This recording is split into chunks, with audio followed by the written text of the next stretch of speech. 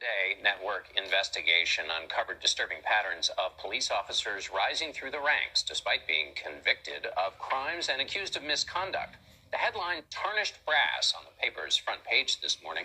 The investigation found 32 people who became police chiefs or sheriffs despite a finding of serious misconduct, usually at another department. Jeff Pegues spoke to an Ohio police chief who says an officer fired twice from his department went on to become the police chief of a nearby town. Jeff is in Washington. Good morning, Jeff. Good morning. A lot of police departments don't have the money or resources to do thorough background checks on candidates, and police misconduct is often secretive and hard to uncover. As a result, the USA Today network investigation discovered that many troubled officers are slipping through the cracks. So what you're acknowledging here is that police departments across the country aren't necessarily hiring the best and brightest. I believe that is the case. Michael Goodwin is the police chief of New Philadelphia, Ohio, a small town south of Cleveland. He says there is one word that comes to mind when he hears the name of his department's former officer, David Simperman. Chaos. Chaos? Yeah. I mean, he was a police officer, and you say chaos. He was here for 15 years before he resigned. The city fired him twice. An arbitrator gave him his job back twice. He was being wrote up or disciplined by supervisors on a regular basis. Simperman was hired in the early 90s. Internal police reports and county records obtained by USA Today Network show years of misconduct followed. Among the allegations, Simperman tampered with police radio so he could make untraceable calls, which blocked 911 calls from coming through. He was also accused of engaging in a high-speed chase with a motorcyclist who didn't pull his visor down.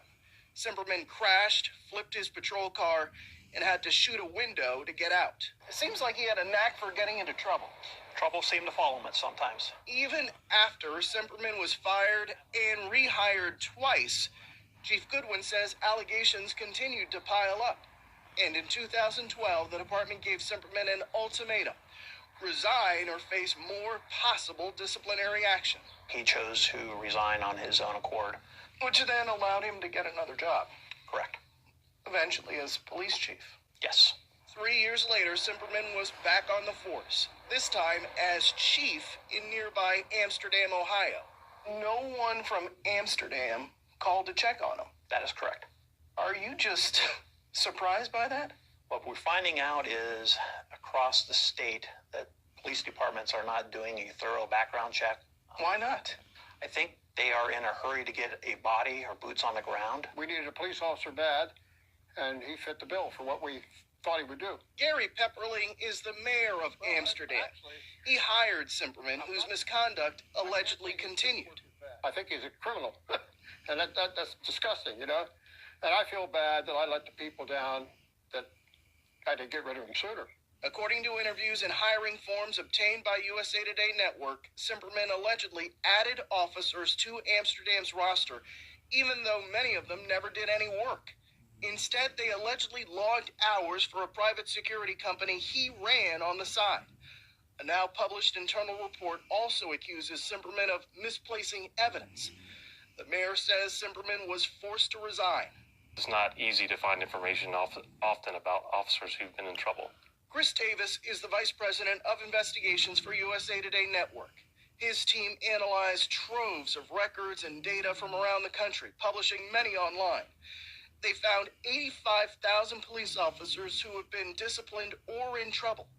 Dozens of them are still working in departments, including some previously found guilty of a crime.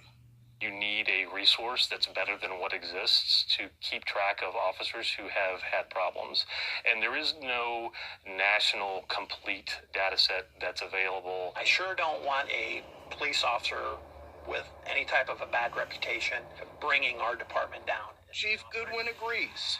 He wants to see departments doing background checks and thoroughly investigating officers before they are hired, something he says his department already does. Things are getting kind of set aside that is not fair to the people who pay our salaries, which are the citizens of our cities.